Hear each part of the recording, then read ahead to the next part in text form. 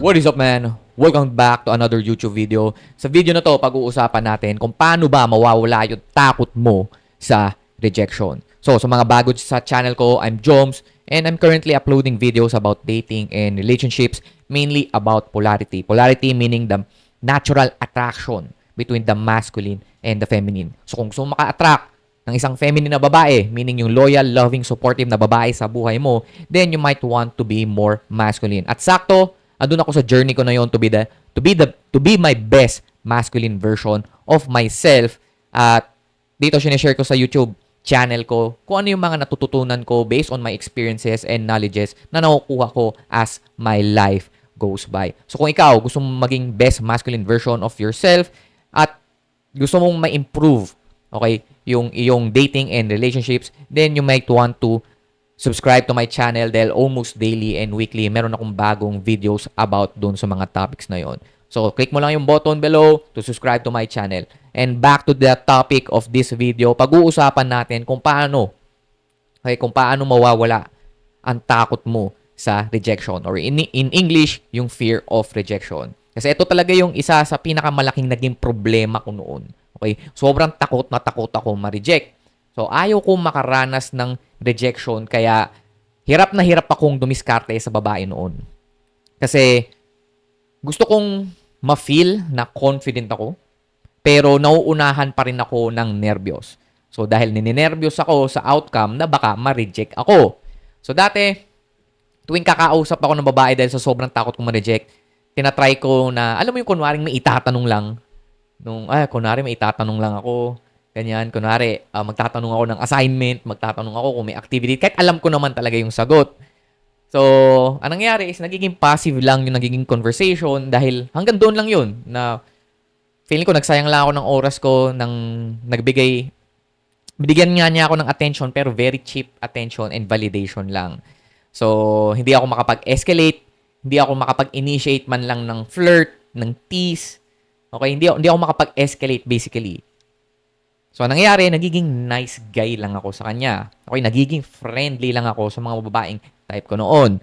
So, nagiging respectful, kind, kunwari, walang kailangan sa babae, hindi ako makabasag pinggan.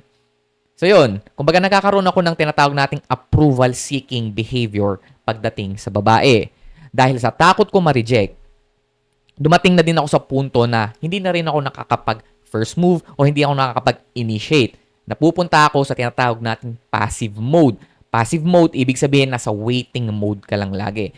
Yung parang ikaw si Juan Tamad na inaantay mong nakanganga ka lang. Naantay mong merong malaglag na pagkain sa bibig mo. In which, kapag nasa passive mode ka, is very reactive ka sa mundo. Kumbaga, kung ano yung binibigay sa'yo ng mundo, yun lang yung nakukuha mo. Hindi mo, instead o compare natin sa pagiging proactive, kasi yun yung kabaliktaran ng passive. If pag proactive ka is gumagawa ka ng mga bagay para makuha yung gusto mo.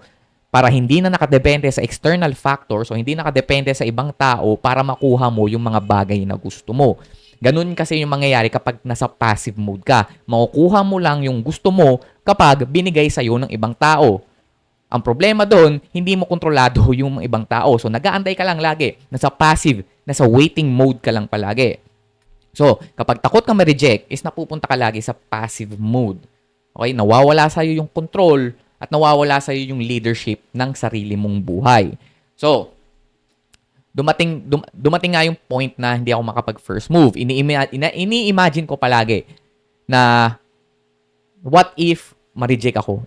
What if ganito yung mangyari? What if ito yung maging tingin niya sa akin? So, before ako makapag-make ng move, dahil nga sobrang attached ko sa outcome na dapat hindi ako ma-reject, is kung ano ng what ifs na yung napupunta sa isip ko. So, dahil sa kaka-what if ko, kaka-isip ko kung ano yung mga bagay na pwedeng mangyari, is nag-go-overthink ako. The more na nag-go-overthink ako, the more nagpo-procrastinate ako. So, kung ganun din kayo, the more na nag-overthink kayo, the more na wala kayong nagagawa. Kasi nga, you are too clouded in your head and because attached ka sa isang outcome. So, naisip ko noon na kapag di ko natanggal yung fear of rejection, wala ding mangyayari sa buhay ko. Mapupunta lang lagi ako sa passive mode, waiting mode, hindi ko makukuha yung mga gusto ko at hindi ko rin makukuha yung babaeng gusto ko. So, may nabasa akong isang quote. Until meron akong nabasang isang quote sa about sa fear of rejection. Ang sabi doon, a woman, especially a stranger, cannot truly reject a man because she does not have the power to determine his value as a human being. So, nung nabasa ko to, na-realize ko na I put too much value sa tingin sa akin ng babae. Okay? Mas na-value ko pa yung sasabihin ng isang babaeng hindi ko naman kilala, na hindi naman ako truly kilala, kaysa sa tingin ko sa sarili ko. So, I let women or I let other people to define myself instead of me defining who am I. Mas may bigat yung sinasabi nila kaysa sa gusto, sa thoughts, at sa pagkakilala ko sa sarili ko. So nakita nyo ba, nawala ako doon sa leadership. Wala akong self-sustainable world, wala akong sariling mundo. Kasi dinidiktahan lang ako ng mga taong nasa paligid ko. Okay? Yun yung itsura kapag wala kang self-sustainable world, wala kang sariling mundo mo bilang isang lalaki. So, dahil gusto kong magkaroon ng isang self-sustainable world at gusto kong tumayo sa sarili ko paa, gusto kong magkaroon ng spine. Okay? Kaya kong tumayo sa sarili ko, meron akong values, kaya ko i-define yung value ko ng sarili ko, at meron akong bayag. Ibig sabihin, meron akong confidence, meron akong giggle to take risk. Okay? Meron akong tapang. Okay? Binago ko yung perspective ko sa rejection. Okay? For me, ang ginawa ko, rejection is just a feedback. Okay? It's just a feedback. At yung masakit lang naman sa rejection ay yung attachment mo sa resulta na dapat magustuhan ka din ng babae pabalik. Kasi doon lang naman talaga nagiging masakit ang rejection dahil attached ka sa isang outcome. Kapag hindi mo nakuha yung outcome na gusto mo, is masasaktan ka. That's why, huwag kayong mga attached sa outcome at treat rejection as a feedback or data point. Okay, the more data points you have, the more na mas may improve mo yung bagay na yon. For example, when you are approaching, pag nag-a-approach ka ng babae, the more na re-reject ka, the more na meron kang feedback. Okay? Nakakakuha ka ng feedback kung anong pa yung kaya mong i-improve. Itong opener ko, hindi gumana to. Hindi gumana yung first, yung una kong sinabi, yung opener kasi ang tawag doon. Hindi gumana yung opener ko. Okay, ano yung pwede kong i-improve. Okay? So, in that way, kaya mong makakuha ng data point kung ano yung mga pwede mong i-adjust on how you interact with people. Okay? So, when you are trying to get feedback, the more feedback you have, the more chances for yourself to improve. So, another thing, para ma-eliminate mo yung fear of rejection, need mo lang i-expose talaga yung sarili mo to a lot of rejection. Okay, ganun kasi yung ginawa ko. In-expose ko lang yung sarili ko sa mas maraming rejection. Kahit hindi lang sa babae, guys. Kahit hindi lang sa babae, kahit sinong tao, sa driver ng jeep, sa sales lady, sa nagbebenta ng donut, sinanay ko yung sarili ko na ma-reject. Ibig sabihin, tumatanggap ako ng no as answer. Sinasanay ko yung sarili ko na makarinig ng no, makarinig ng rejection. So, paano ko ba ginagawa yon? So, ang tawag dito ay rejection therapy. So, ang mindset ko lagi, kapag ginagawa ko tong rejection therapy, ang mindset ko dito is kahit anong mangyari, kaya kong i-handle yung rejection. Hindi ako mamamatay, hindi madedefine nito yung worth ko at yung value ko bilang lalaki. Okay? This will prove to me na rejection does not hurt kung hindi ko pepersonalin at hindi ako attached sa isang specific outcome. So, ang ginagawa ko noon is kapag pupunta ako ng Dunkin Donuts.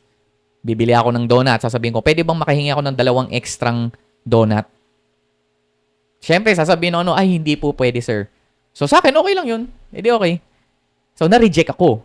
So, the more na nare-reject ako, the more na mas tumataas yung tolerance ko sa rejection.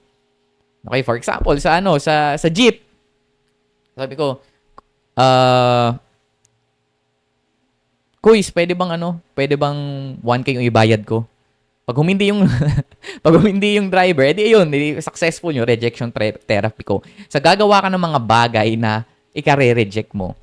So, dito rin mapapractice din dito yung yung pag-ask mo.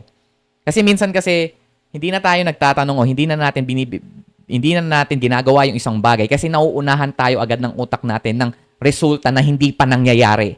Okay, nag-overthink ka na sa isang bagay na hindi pa nangyayari kaya hindi mo na ginagawa yung isang bagay in which making you lose the opportunity. Okay, nauunahan ka na agad ng utak mo kaya nagiging passive mode ka na lagi. So in this way, napapractice rin dito on yung pag-take action mo, yung pagiging proactive mo. You're doing things or you are discovering things. Kumbaga, pag ginawa ko ba to, anong mangyayari? Hindi yung nauunahan ka kaagad ng utak mo. Dito nakakakuha ka ng real world feedback. Okay? In which wala kang pake kung anong isipin nila sa'yo. Gagawin mo to nang wala kang pake kung anong iniisip nila kasi sa'yo, sa sarili mo lang, alam mo na kung ano yung value mo at kung ano yung ginagawa mo at hindi mo need mag-explain.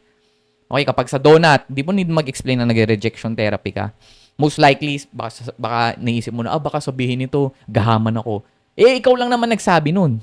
Hindi naman yung nagbebenta ng donut. So, yun. Don't let other people define yourself. Okay? Dahil alam mo naman sa sarili mo kung sino ka talaga, kung ano ka. So, that's how rejection therapy works. So, now na with this one, na alam nyo yung rejection therapy, at nung ginawa ko yung rejection therapy, I learned how to lean into my anxiety. Okay? Kasi yung anxiety, hindi mawawala yan. Yung nervyos mo, hindi mawawala yan. Yung pagiging anxious mo, hindi mawawala yan. Ang kaya mong gawin dito is to soothe it. Okay? Parang, paano mo pakakalmahin yung sarili mo, paano mo iindahin. Okay? So with this one, I learned how to lean into my anxiety, act on impulses, and take more risk. So that's the perfect formula in order for you to be proactive in life. On how you can be the leader, the king of your own self-sustainable world. You need to lean into your anxiety. You need to act on your impulses and also take more risk. In that way, mas mabilis mong makukuha yung mga bagay na para sa'yo. Dahil naniniwala ako na lahat ng bagay na para sa'yo ay para sa'yo. So the more you lean into your anxiety, the more you act on your impulses, the more you take risk, the more na makukuha mo yung gusto mo. So the practice of me trying to get rejected allows me to move quickly past women with low interest. So the more na mas mabilis kang ma-reject ng isang babae, mas makakasave ka ng time, energy, at money mo na pwede mong i-invest sa mga babaeng para sa'yo talaga, na gusto ka talaga. Okay? Hindi ka na magsasayang ng time, energy, at money mo sa babaeng hindi ka gusto kapag na-reject ka kaagad. At also, mas may improve mo pa yung sarili mo. Okay? Magkakaroon ka pa ng data point, feedback kung ano yung kailangan mo pang i-improve pa. Okay? So again, the practice of me trying to get rejected allows me to move quickly past women with low interest at mahanap yung babae na merong high interest din sa akin. So nung ginawa ko to, mas nag-improve yung confidence ko kasi hindi na ako nagiging passive. Nawala na din yung pagiging torpe ko kasi hindi ko na tinitake personally yung rejection kasi naniniwala ako na parte talaga yon ng buhay. So walang lalaking naging successful nang hindi dumaan sa rejection. Sa dating man to, sa career man nila to, so anything. Sa lahat ng gagawin mo sa buhay, kasama ang rejection. And the faster you get rejected, the faster you can improve and get the life you want. So, sa mga gustong magawa yung ginawa kong rejection therapy. Usually yan yung ginagawa namin inside the community na ginawa ko. So meron akong community called the Man Cave.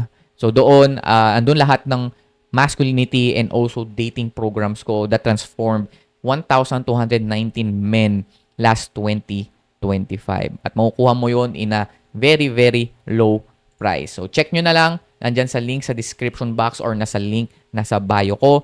Check mo yung link and I'll see you on the inside. Let's go.